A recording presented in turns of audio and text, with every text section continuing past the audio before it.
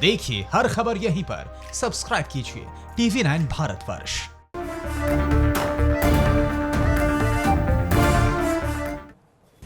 और एक और बड़ी खबर, पीएम मोदी आज यूएन की बैठक को संबोधित करेंगे। ये बड़ा मौका है। सुरक्षा परिषद में भारत की जीत के बाद ये पहला भाषण है।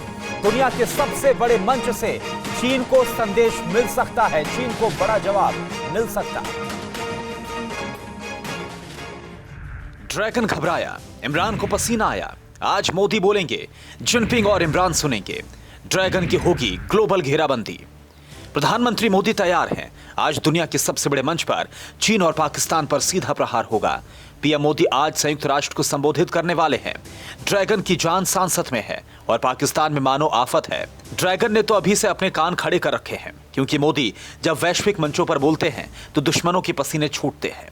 वैश्विक मंचों पर चीन ने तो अपनी जिगरी यार की फजीहत के कई ड्रामे देखे हैं। संयुक्त राष्ट्र की 75वीं वर्षगांठ पर पीएम मोदी आज वीडियो कॉन्फ्रेंसिंग के जरिए दुनिया भर के प्रतिनिधियों को डिजिटल माध्यम से संबोधित करने वाले हैं। इस वार्षिक सत्र में सरकार, निजी क्षेत्र, नागरिक संस्थानों और शिक्षाविदों के साथ साथ कई प्रतिनिधियों के साथ साथ नॉर्वे की प्रधानमंत्री एर्ना सोलबर्ग और संयुक्त राष्ट्र महासचिव एंटोनियो गुतेरस भी शामिल हो रहे हैं। अंतर्राष्ट्रीय माहौल में बदलाव और कोविड-19 महामारी के बीच आयोजित इस सत्र में कई अहम मुद्दों पर चर्चा की जा सकती है।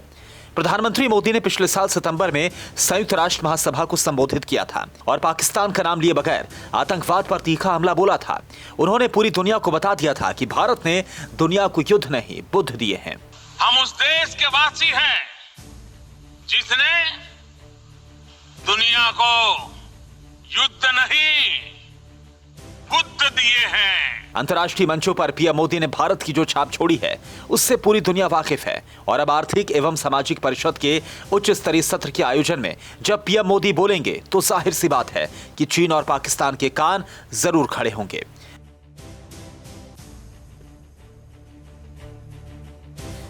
और वहीं एक और बड़ी खबर आपको बता दें कि अमेरिका खुलकर अब भारत के साथ आ चुका है। चीन के खिलाफ भारत का साथ दिया जाएगा। अमेरिका ने ये दो टूक कह दिया है, यानी कि चीन को बड़ा संदेश दिया गया है। मित्र देशों का साथ मजबूती के साथ देंगे। अमेरिका की तरफ से, अमेरिका के विदेश मंत्रालय की तरफ से बड़ा बयान। दक्षिण चीन सागर में चीन की गतिविधियों का बुरा असर है और हर एक गतिविधि पर हमारी नजर है। ये बात अमेरिका की तरफ से।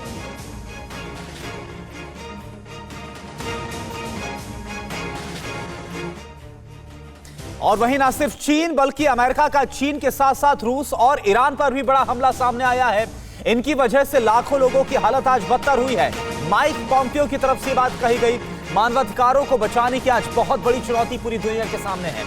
हमारे ऊपर मानवाधिकारों की रक्षा की बड़ी जिम्मेदारी है। अमेरिका ने यह बात कही है।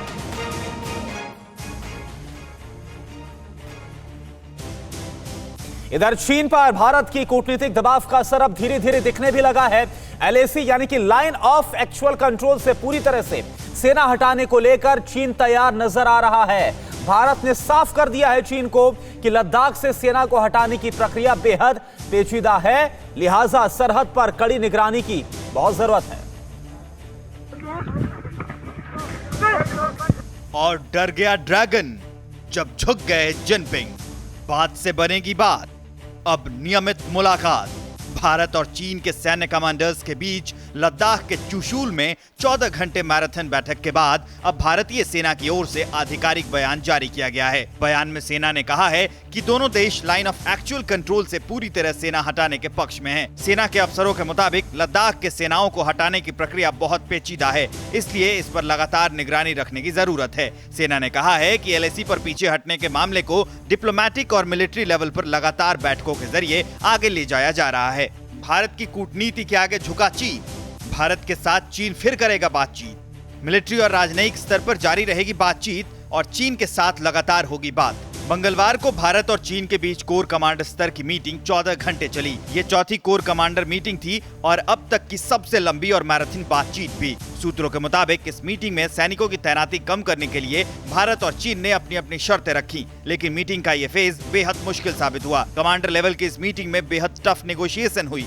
बॉर्डर पर LAC पर तनाव के बीच एक और चीन के साथ 4 दौर की बातचीत हो चुकी है, तो दूसरी ओर प्रधानमंत्री नरेंद्र मोदी के बाद अब देश के रक्षा मंत्री राजनाथ राजनाथ सिंह भी एलएसी के दौरे पर जा रहे हैं। रक्षा मंत्री 2 दिनों के दौरे पर जम्मू कश्मीर और लद्दाख जाएंगे। बताया जा रहा है कि राजनाथ सिंह एलएसी के साथ साथ एलओसी पर भी जाएंगे।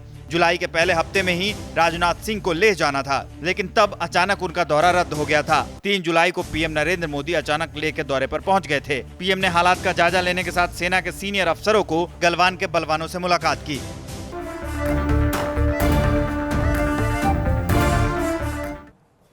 अड़ी सोमवार से शुक्रवार शाम 6 बजे सिर्फ TV9 भारतवर्ष पर।